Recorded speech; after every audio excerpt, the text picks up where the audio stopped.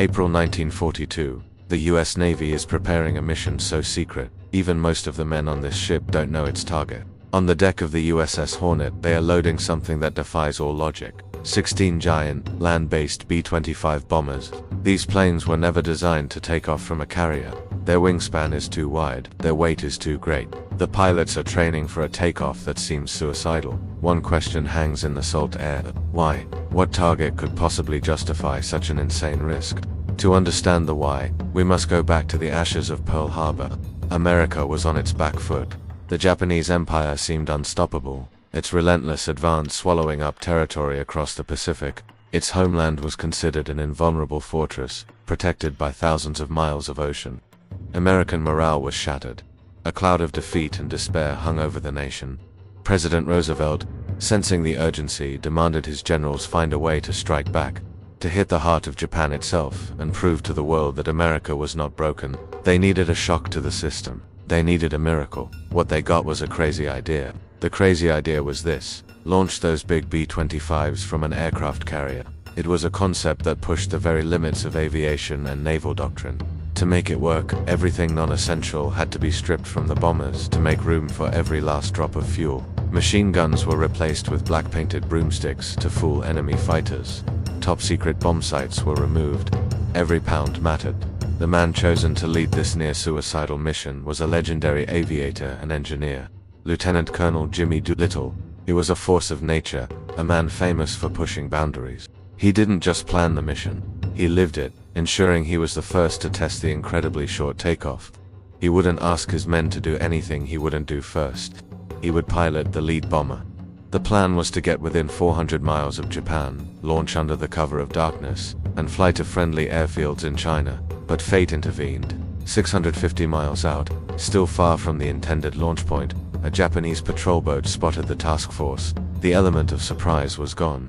The picket boat had to be sunk, but not before it could radio a warning. Doolittle faced an agonizing choice: launch now, from an impossible distance, knowing the planes wouldn't have enough fuel to reach their safe havens in China, or turn back and let the entire mission fail. The weight of the war felt like it rested on his shoulders. He made the call.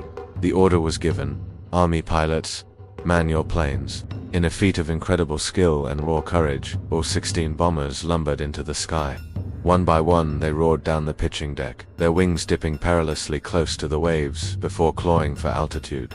It was a breathtaking spectacle of airmanship. They flew low, skimming the waves to avoid radar, navigating by dead reckoning across the empty ocean. When they finally appeared over Tokyo, the Japanese were utterly stunned. It was broad daylight, and American bombers were overhead.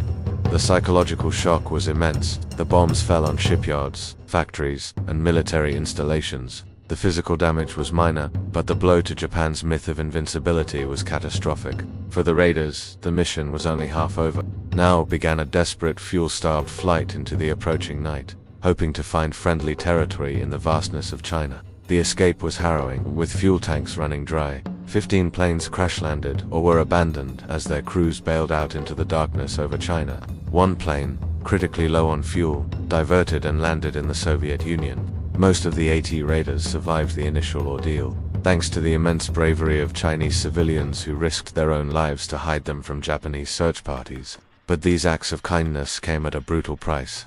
The Japanese army launched a vicious reprisal campaign, executing tens, perhaps hundreds, of thousands of Chinese civilians in the areas that had helped the American flyers. So, was it worth it? The answer is a resounding yes.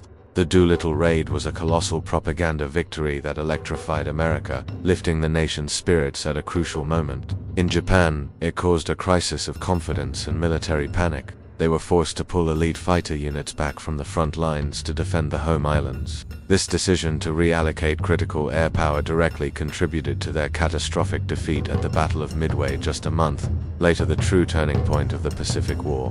The Sky Titans, in their one audacious blow, didn't just bomb Tokyo, they altered the very trajectory of history.